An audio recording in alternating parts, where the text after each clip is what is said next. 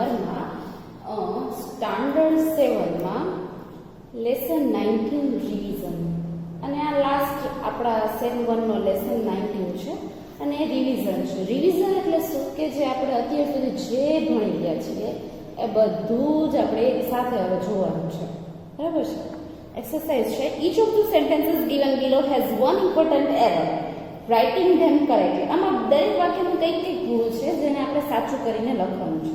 બરાબર છે? The children has worried as us all day today. હવે આમાં શું ભૂલ છે? તો કે ચિલ્ડ્રન એ બહુવચન છે, હેઝ એ એકવચન છે. ધ ચિલ્ડ્રન હેઝ ની જગ્યાએ have worried us all day today.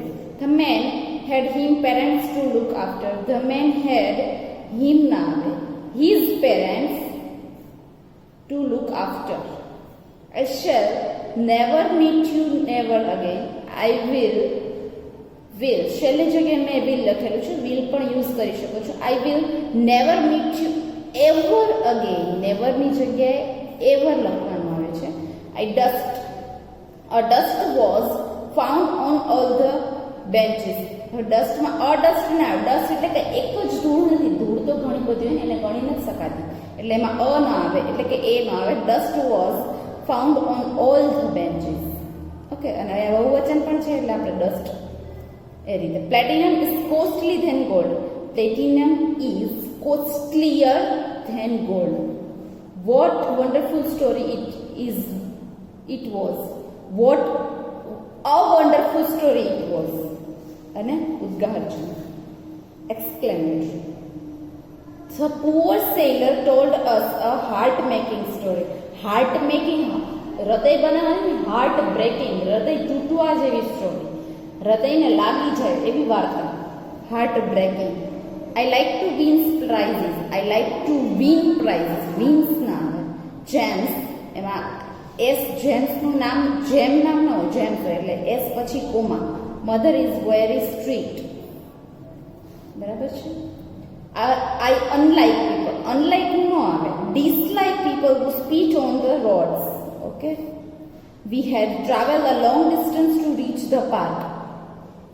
We had to travel a long distance to reach the park. He told his daughter to show him his report card.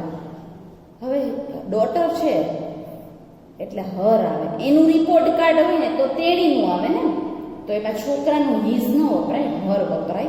He told his daughter.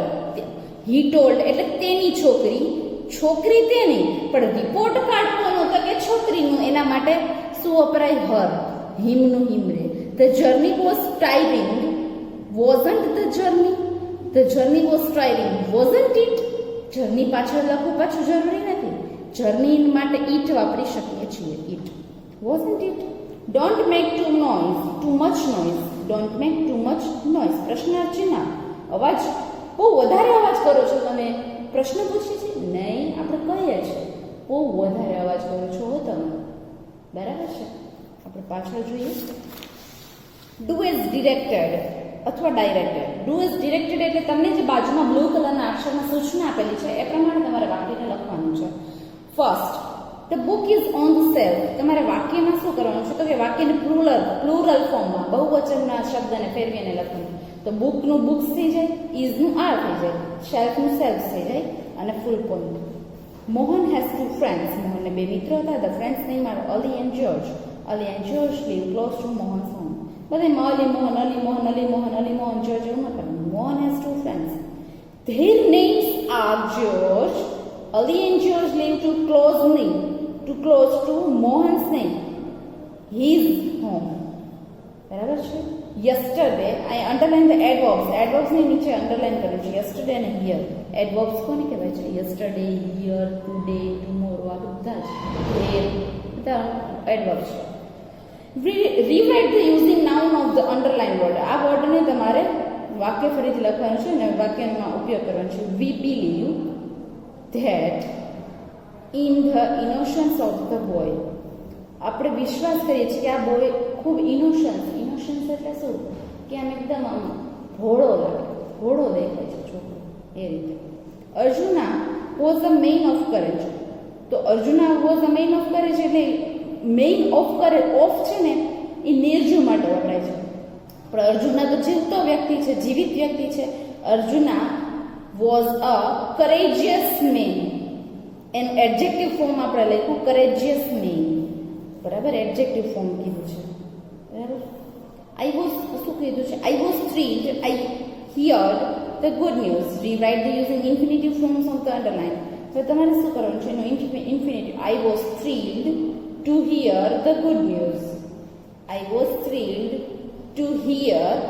Infinitive આવે ને એટલે તમારે યાદ રાખી લેવાનું. આપણે આગળના આમના એક બે ચેપ્ટર પહેલા જ ભણ્યા હતા. ઇન્ફિનિટિવમાં ટુ આગળ આવી જાય નહીં, જેનું રૂપ હોય એ મેઇન રૂપ આવી જાય, બરાબર છે.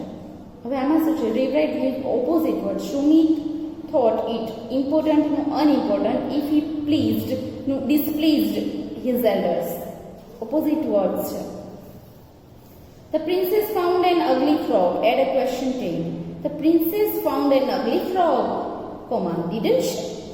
આ રીતે પ્રશ્ન વાક્ય કે છે. એડ અ ક્વેશ્ચન ટેગમાં આ રીતે લખવાનું છે. The foolishness of the prince destroyed the nest of the birds. Nouns possessive case. Possessive case એટલે શું? કે એપોસ્ટ્રોફી એસ વાળું વાક્ય કરવાનું છે. Foolishness of a princess. Of મેં તમને કીધું હતું કે ભાઈ કોના માટે વપરાય? નિર્જીવ માટે. પણ પ્રિન્સ એટલે રાજકુમાર, તો એ જીવિત વ્યક્તિ છે. The prince foolishness destroyed the bird's nest. Full point, બરાબર. આ જ રીતે જેમ કે ખ્યાલ આવી ગયો પોઝેસિવ કેસમાં કઈ રીતે આવે છે. અહીંયા આઈ will be there in a short time. તમારે એમાં શું કરવાનું છે? Using word place of the underline part. આને તમારે કંઈક બીજો શબ્દ વાપરવાનો છે. આઈ will be there shortly. I will be there in a short time. વાક્ય ચેન્જીસ છે પણ એનો અર્થ સેમ છે. શું કહે છે કે હું હમણાં થોડા સમયમાં ત્યાં પહોંચીશ અથવા ત્યાં હઈશ. I will be there shortly. આ વાક્ય પણ થોડોક એ જ રીતે છે. Birds homewards before sundown.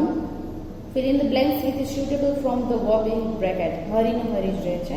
Birds બહુવચન છે એટલે હરી એમને રહે છે. જો બર્ડ એક જ વચન, ખાલી એક વચન ખાલી બર્ડ જ કીધું તો હરીનું IES લાગી જાય, વાય નીકળીને.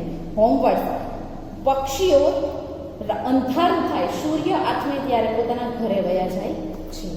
ઓકે, બસ કંઈ જ નથી. વાક્યને જે રીતે તમે કીધું છે એ જ રીતે રિવિઝન કર્યું છે આપણે. Okay, bye bye.